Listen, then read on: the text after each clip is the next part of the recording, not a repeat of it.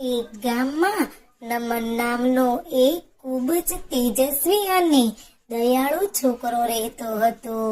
એક સવારે નમન શાળાએ જઈ રહ્યો હતો ત્યારે તેણે રસ્તા પર એક નાનું સુંદર પંખીનું ઈંડું પડેલું જોયું. તે ઈંડું માળામાંથી નીચે પડી ગયું હતું. નમનને તરત ખ્યાલ આવ્યો કે જો તે ઈંડું અહીં જ રહેશે તો કોઈ વાહન કે માણસ પગ નીચે કચડાઈ જશે. નમને આજુબાજુ નજર કરી તેને નજીકના વૃક્ષ પર તે પંખીનો માળો દેખાયો જે ખૂબ ઊંચો હતો. તે માળા સુધી પહોંચી શકે તેમ નહોતો. જો તે ઈંડાને હાથમાં લે તો પંખી તેને ગંધ પારખી જશે અને ઈંડાને નકારશે, અપનાવશે નહીં.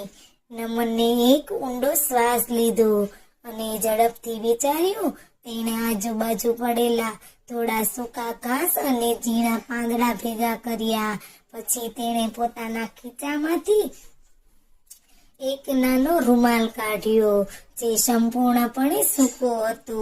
તેણે રૂમાલને કાળજીપૂર્વક જમીન પર પાથર્યો.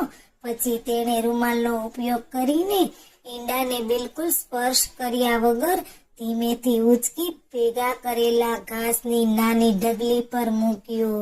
તેણે તે ઢગલીની નજીક નીચી જાળીમાં એ જ રીતે ગોઠવ્યું કે ઈંડું સહી સલામત રહે અને પંખી તેને જોઈ શકે. તેનું આ કામ પૂરું થયું ત્યાં જ પંખી આકાશમાંથી નીચે આવ્યો.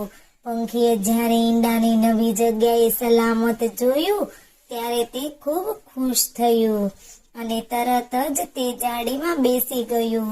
નમને જોયું કે પંખી તેને જોઈને ચીચી કરી આભાર માની રહ્યું હોય તેમ લાગ્યું.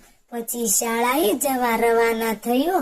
નમન માત્ર ઈંડું જ બચાવ્યું નહોતું પણ તેણે પ્રકૃતિના નિયમો, ઈંડાને સ્પર્શ ન કરવો નું પણ ધ્યાન રાખ્યું. તેની આ સમજણ અને દયાની ભાવનાએ એક નાનકડા જીવને જીવનદાન આપ્યું. આવી રીતે નવી સ્ટોરી જોવા માટે અમારી ચેનલને લાઈક કરો, શેર કરો અને સબસ્ક્રાઇબ કરો.